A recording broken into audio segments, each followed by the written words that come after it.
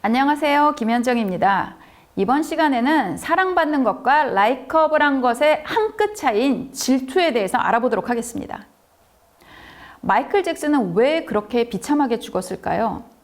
자살인지 타살인지도 모르고요. 그를 괴롭힌 아동성애자 꼬리표는 사기임이 만천하에 밝혀졌습니다. 하지만 우리는 그를 잃었죠. 우리가 사랑했던 스타들은 왜 점점 이상하게 변해갈까요? 왜 열혈 팬들이 안티팬으로 돌아서게 되는 걸까요? 왜 이회창 씨나 안철수 씨 같은 엘리트들이 대통령이 되지 못했을까요?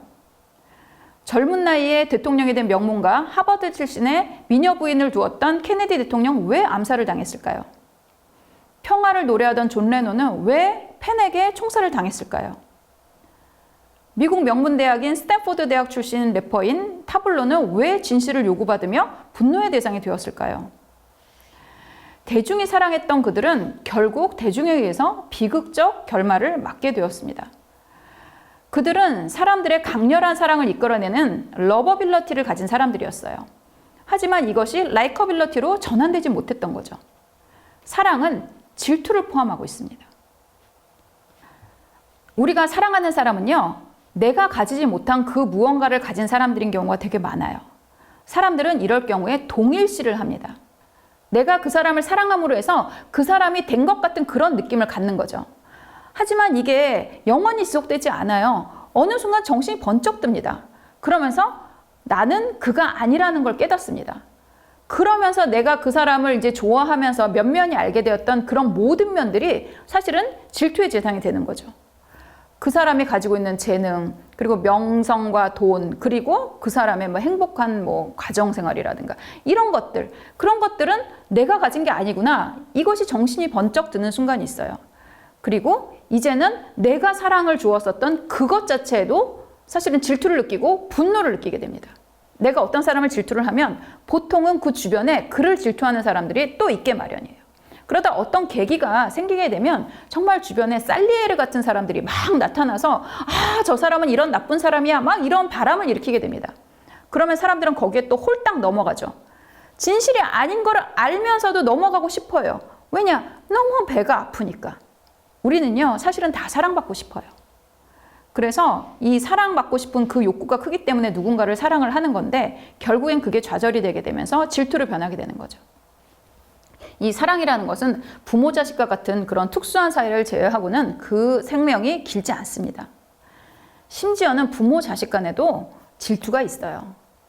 우리는 사랑받는 사람들이 부럽고 대중의 사랑받는 스타가 부럽고 그런 물건을 만들어내는 사업가가 부럽고 그래서 이런 것들이 다 질투로 바뀌게 되면서 우리가 굉장히 삶이 꼬이는 현상들을 여러분들이 경험을 하시게 됩니다. 사람들은 이렇게 질투하는 사람을 계속적으로 좋아하지 않아요. 그것이 진실이 아닌지는 중요하지 않아요. 그냥 내 질투를 활활 불태우게 할 뿐인 거죠. 내가 하는 사랑을 받는 그에게 또 질투가 나고요. 상응하는 사랑을 받았다고 느끼지 못한다면 그 결국은 파국으로 끝나는 경우도 많이 있습니다. 우리는 다 사랑받고 싶어요. 하지만 사랑이라는 것은 부모 자식 같이 이렇게 특수한 사이를 제외하고는 그 생명이 길지 않습니다. 심지어는 부모 자식 간에도 질투가 있다라고 이야기를 하죠. 우리는 사랑받는 사람들이 부럽죠. 대중의 사랑을 받는 스타가 부럽고 그런 물건을 만들어내는 사업가가 부러워요. 그런데 이 부러움은 어떤 순간에 질투가 되는 겁니다. 질투가 되는 순간 사람들은 그 사람을 파괴해버리고 싶어 하게 돼요. 사람들은 사랑받는 사람들을 계속 좋아하지 않습니다. 내가 사랑받지 못하는 데서 오는 박탈감이 질투와 화학작용을 일으킬 때 비극적인 결말을 맞게 되는 거죠. 그러면 우리는 미움받는 사람이 되어야 될까요? 절대로 그렇지 않아요. 미움도 애정이 있어야 생깁니다. 질투가 가장 큰 미움일 때가 많아요. 그저 좋아할 만한 사람이 되면 되는 겁니다. 사랑을 받는 것은 쉽지도 않아요. 보통 대중들의 사랑을 받을 만하다는 그런 의미는 러버빌러티라는 거를 타고난 경우예요. 이거는 진짜 타고나는 겁니다. 굉장히 아름다운 외모나 카리스마 같은 것, 이런 것들이 러버빌러티의 근간이 돼요. 카리스마라는 단어는요, 신이 주신 은총이라는 뜻의 히라버입니다. 따라서 이 카리스마도 내가 노력한다고 해서 생기는 게 아니에요. 타고나는 거예요. 하지만 라이커빌러티는 내가 만들어갈 수 있습니다.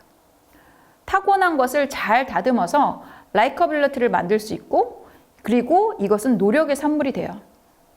사랑은 감정이고 결혼 생활은 노동이다. 뭐 이런 식으로도 이야기를 하는데요. 러버빌러티는 타고나는 것이고요. 라이커빌러티는 노력의 산물입니다.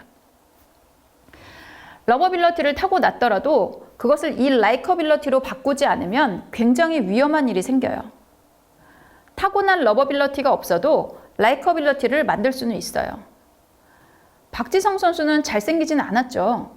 하지만 그의 노력과 성취로 그는 웬만한 미남보다 훨씬 더 괜찮아 보이는 훈남형이 되었어요. 우리는 그렇게 할 수 있습니다. 잘 되는 사람들은 또 자신의 잘남을 막 드러내지 않아요. 괜히 시기 질투를 자극할 수 있어서 조심을 하는 것도 있고, 아예 그것에 처음부터 관심이 없어서 혹은 관심이 없기 때문에 더 잘 되는 경우도 있습니다. 회사도 그래요. 좋은 기업을 넘어 위대한 기업으로 라고 이제 굿 투 그레이트라고 하는 책을 쓴 짐 콜린스는 평범했다가 갑자기 위대한 기업들을 연구했습니다. 이전에는 평범했거나 저조한 성장을 보이다가 최근 15년 동안 시장 성장률의 4배 이상을 이룬 회사들을 연구를 했어요. 어떤 특징이 있길래 그렇게 갑자기 성장을 했을까? 모든 요소를 오픈하고 굉장히 방대한 양의 자료를 통해서 면밀히 들여다 보았습니다. 연구 도중에서 리더십의 특이성이 나온대요. 이런 식으로 연구원들이 이야기를 하니까 야, 그건 너무 뻔하잖아. 이런 식으로 대답을 했대요. 그래서 정말 특이한 무언가를 찾아보기 위해서 열심히 연구를 했는데요. 결국엔 리더십 말고는 다른 특이점을 찾기가 어려웠다라고 이야기를 합니다. 그런데 여기서 리더십이 굉장히 우리가 생각하는 그런 리더십과는 다릅니다. 그래서 평범한 성장을 하다가, 저조한 성장을 하다가 갑자기 성장한 회사의 리더십, 어떤 특성이 있었을까요? 급성장한 회사의 리더들은요, 자신을 드러내는 자신만만한 리더가 아니었어요.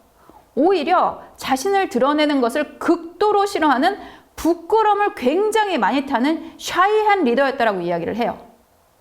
이 책이 나올 당시에는 대상이 안 되었지만 나중에 삼성전자가 이 조건에 완벽하게 부합하고 회사의 대표인 이건희 회장이 그런 특성을 가지고 있습니다. 여러분들 이건희 회장이 어디서 연설 길게 하는 거 본 적 있으세요? 그런 적 없어요. 대중 앞에 나선 일이 거의 없는 분입니다.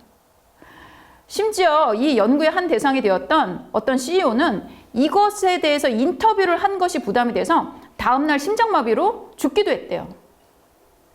물론 코로나19의 영향도 있었지만 삼성과는 이 대단한 경영인인 이건희 회장의 장례식도 회사장도 아니고 가족장으로 치렀어요. 장남인 이재용 부회장은 중고 국산차를 손수 몰고 장례식장에 도착을 했습니다. 이 다 가진 듯한 이들은 자신을 일부러 드러내지 않습니다. 드러날 위치에 있으면 최대한 몸을 웅크린다는 거죠. 이것이 단순히 삼성의 특성이 아니라 잘된 회사들은 이런 특성을 가지고 있다라고 연구 결과가 나온 거예요. 그리고 굉장히 잘 나가는 회사들이 갑자기 고꾸라지는 일들이 있는데요.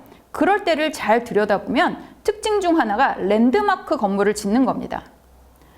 단순히 사옥이 아니라 자신들의 위용을 드러내는 그런 랜드마크를 지으면 그 이후 이 회사가 경영난에 빠진다는 징크스가 있어요. 우리나라에도 그런 사례들이 많이 있습니다. 보통은 이 드러내고자 하는 이유가 우리 아직 잘 나간다 이런 경우가 되게 많이 있어요. 실제로 실속 있는 성장을 하고 있을 때는요, 이렇게 막 드러내고 싶다 이런 욕구가 잘 안 생깁니다. 그래서 살짝 꺾이는 그런 느낌이 날 때 이런 랜드마크를 짓는 것에 관심을 갖게 되는 거고요. 이 랜드마크를 짓는 동안 많은 돈과 자원이 개발과 혁신보다는 건물을 짓는 데에 쏠리게 되고, 사람들은 우리 잘 되고 있어 이런 헛바람이 들어서 혁신이나 변화에 대한 경각심이 줄어들게 됩니다. 그리고 잘 나가는구나 이런 것을 이제 주변에서 알게 되면요, 막 그 딴지를 걸거나 무언가를 요구하는 세력들이 굉장히 급격히 증가하게 됩니다. 그리고 질투의 대상이 되는 거죠. 그래서 저 회사 잘못하는 거 없나 이런 것들을 엄청 깹니다. 이 세력이 진짜 말도 못하게 많아요. 사람들이 자신을 드러내고 그래서 사람들 앞에서 팍 멋있는 모습 보여줘서 사랑받고 싶은 마음은 알겠어요. 그러나 이러한 자기 과신은 결국 몰락을 초래하게 됩니다. 그러니 오래 살아남고자 한다면 드러나는 것을 부러워하지도 말고 따라하지도 않는 것이 좋겠습니다. 이번 시간에는 러버빌러티와 라이커빌러티의 차이를 만드는 질투에 대해서 알아봤습니다. 감사합니다.